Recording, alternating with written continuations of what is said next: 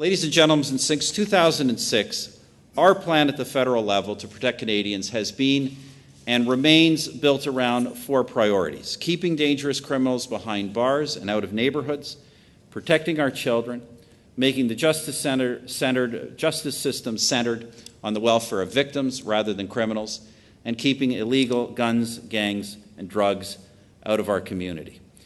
And I want to talk a little bit about some of what we've been doing. I know many of you have been involved in this and very supportive of this, but I think I can safely venture to say that in the almost 150 years since Confederation, no other federal government has taken more legislative and other action to address the safety of Canadians in our community. None has cared as much about the protection of our children or about victims of crime. None has been so keenly focused on trying to keep drugs out of our communities or on fighting the gangs and criminal networks that take their dirty profit from the destruction that drugs cause. So one of the first things we did to improve protection from sexual predators was to raise the age of consent from 14 years to 16 years. It was part of our Tackling Violent Crime Act. Then our Safe Streets and Community Acts ensured penalties imposed for sexual offenses against children are consistent and better reflect the heinous nature of such crime.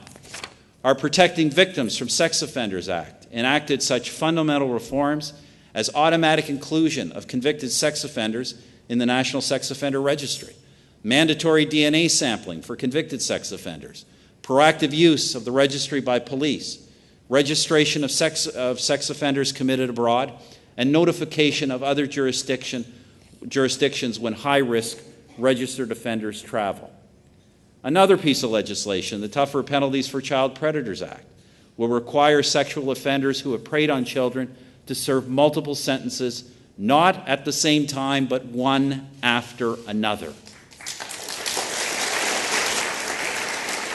We've also introduced the Zero Tolerance Act to put an end, at least in Canada, to things like early enforced marriages, polygamy, and barbaric cultural practices. Our duty as Canadian citizens is to protect and respect women and children and to do whatever we can to stop those who enslave, terrorize, or even kill them in the name of certain twisted cultural prejudices. Our legislation will ensure that there is no place in this country for so-called honor crimes against women and girls.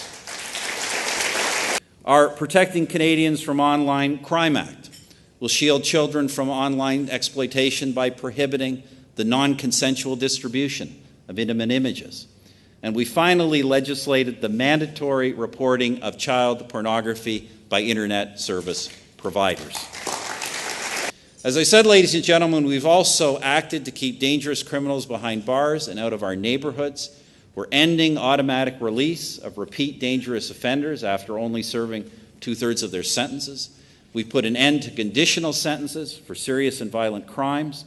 We've changed the laws regarding people deemed not criminally responsible for violent acts to put a priority on the protection of society. We got rid of the faint hope clause that allowed killers to apply for early parole.